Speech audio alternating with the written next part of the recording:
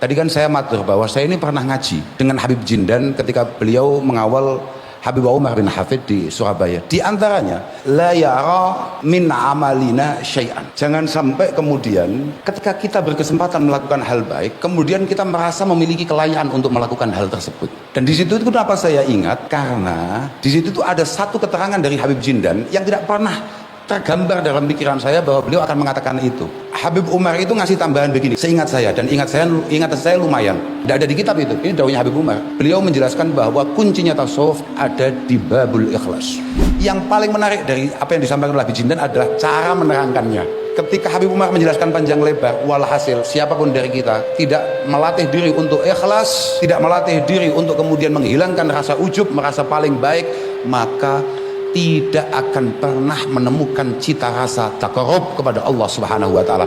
Lafaz cita rasa itu tidak pernah saya dengarkan di pondok pesantren manapun. Makanya saya, hari ini saya jadi muridnya Habib Jindan. Waktu itu karena bahasa cita rasa itu dawuh beliau begitu itu ya.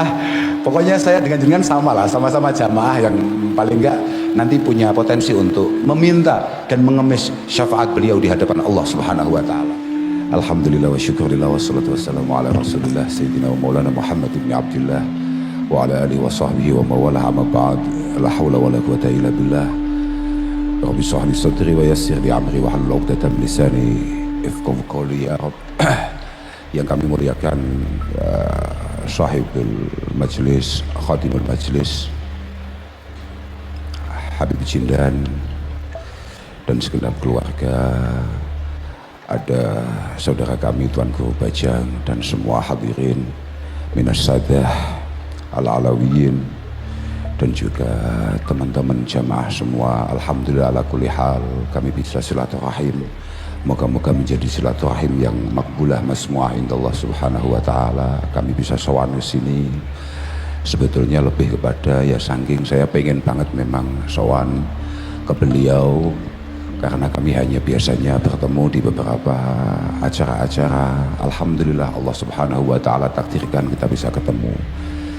Dari awal ketika kami diminta untuk kemudian sowan ke sini, saya sudah matur, saya akan sowan, saya akan menghadap, tapi jangan disuruh apa-apa begitu Tuan Guru Bajang, karena bahaya itu. Dan ketika kami datang ke sini ternyata bahaya itu lebih nyata, karena tadi saya tahu-tahu ingat min asyrati sa'ah ayul tamassal ilmu indal asyahir. Di antara tanda kiamat, di antara tanda akhir zaman, ketika ilmu itu kemudian kita ambil dari anak-anak yang masih muda-muda, yang masih agak kurang bertanggung jawab dan kurang amaliyah. Cuma lama-lama karena babnya adalah bab taubah yang disampaikan oleh Tuan Guru Bajang, saya jadi semangat, ada potensi ini. Dan lagian saya enggak asohir amat, saya mengingat apa yang disampaikan oleh Abdullah Ibnul Mubarak rahimahullah ta'ala. Beliau mengatakan bahwa ketika ditanya terkait masalah man al-asahir fi qaulin nabi indal asahir, beliau mengatakan al-asahir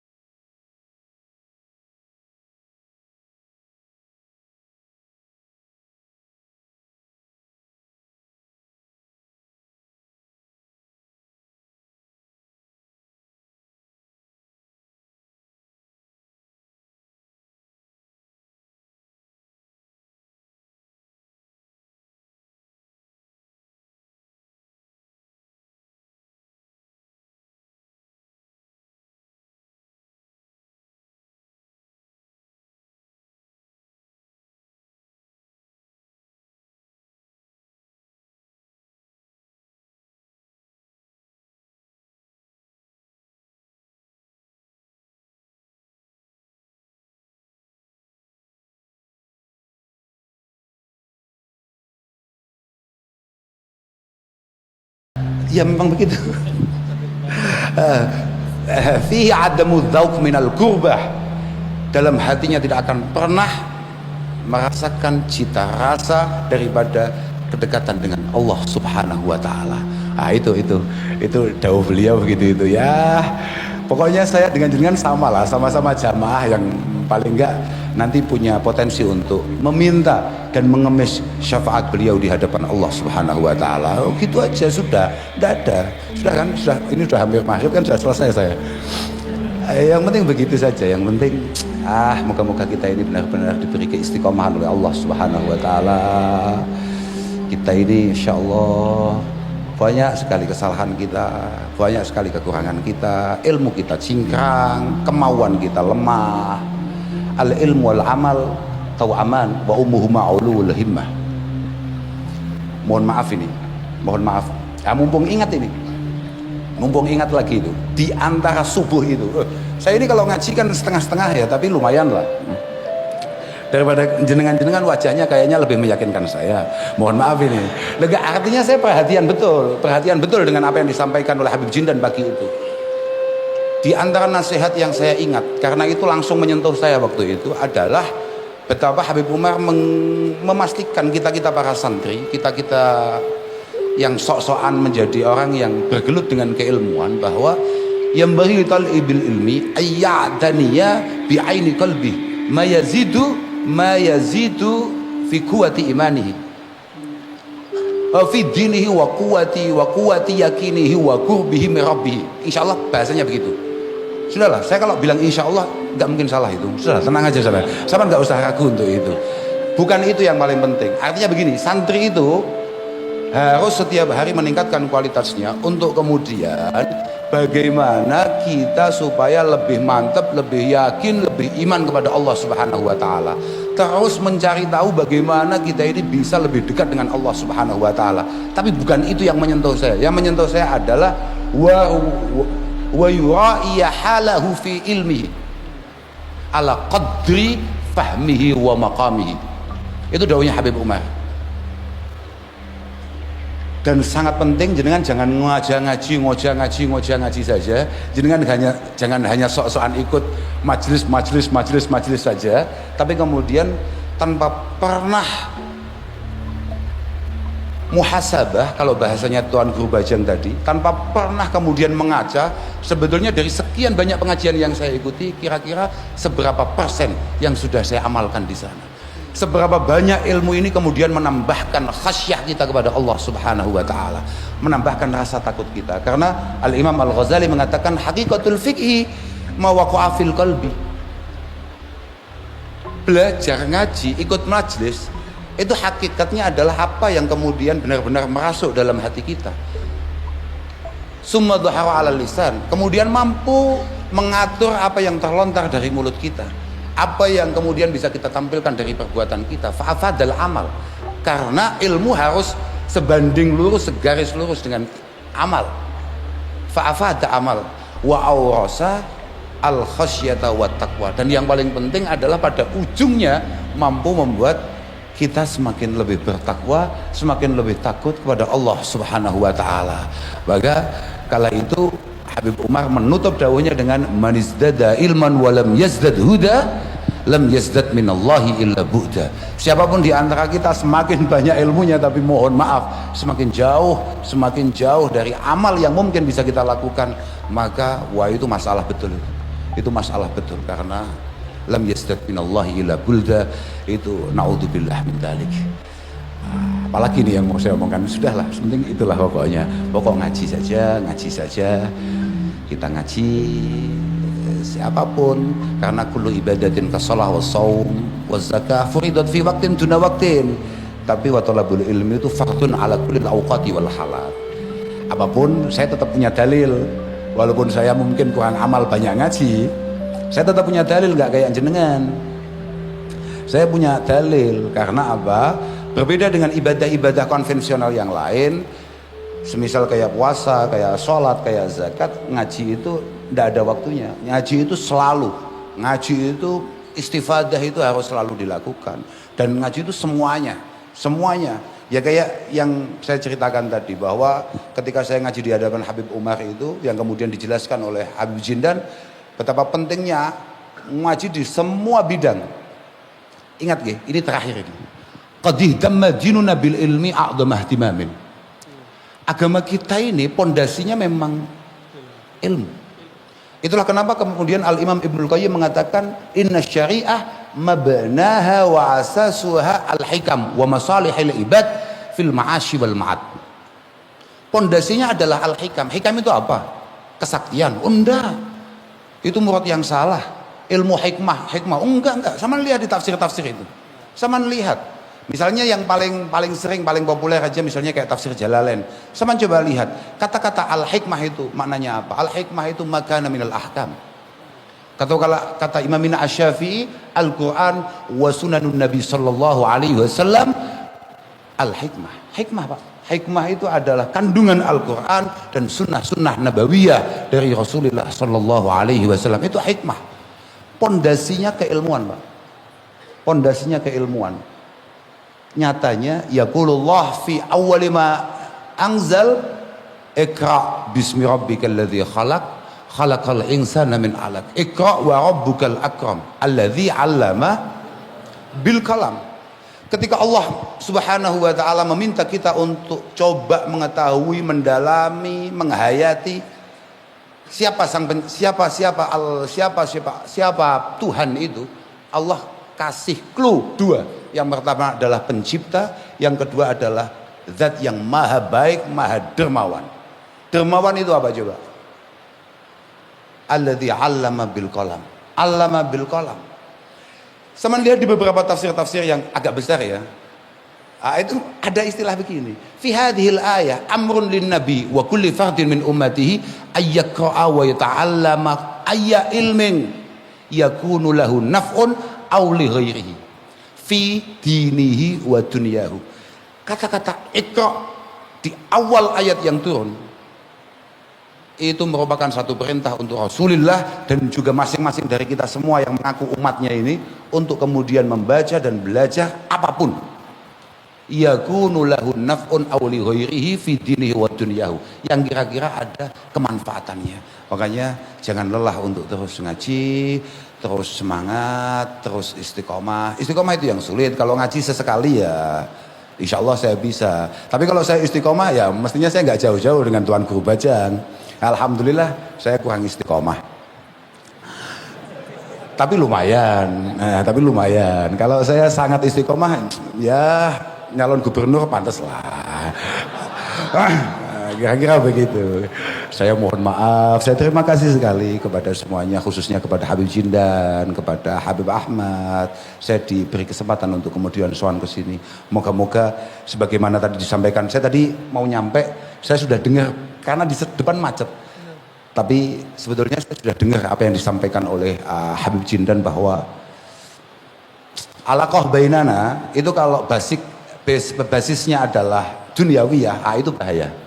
Al-akhilla yauma idin ba'duhum li ba'din aju illal muttaqin, bahwa hubungan di antara kita ini kalau dasarnya bukan karena Allah Subhanahu wa taala, itu semua masalah. Moga-moga alaqah bainan wa bainakum merupakan alaqah yang daimah mustamirah min yaumina hadza ila yaumil qiyamah. Moga-moga Allah Subhanahu wa taala senantiasa meridhoi kita semua. Sekali lagi saya mohon maaf, mohon doa restu. Moga-moga khidmah kami di rumah moga-moga selalu dimudahkan oleh Allah Subhanahu wa taala, dan juga kami mengaturkan salam dari orang tua kami. Mohon doa moga-moga beliau senantiasa diberi kesehatan oleh Allah Subhanahu wa taala, dipanjangkan usianya, diberi kesempatan untuk masih bisa menunggui kita semua, mentarbiyah kita semua, mentakdib kita semua. Terima kasih Habib. Mohon maaf. Akhiran wal afu minkum. Assalamualaikum warahmatullahi wabarakatuh.